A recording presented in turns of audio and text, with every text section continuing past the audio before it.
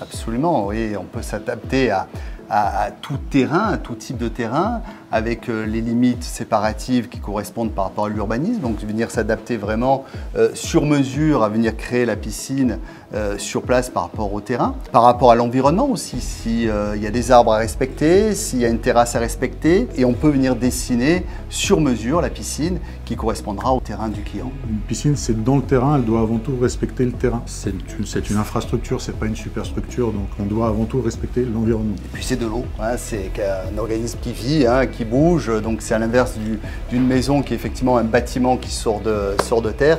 Là, on peut vraiment venir paysager et s'intégrer au terrain et au goût de chaque personne.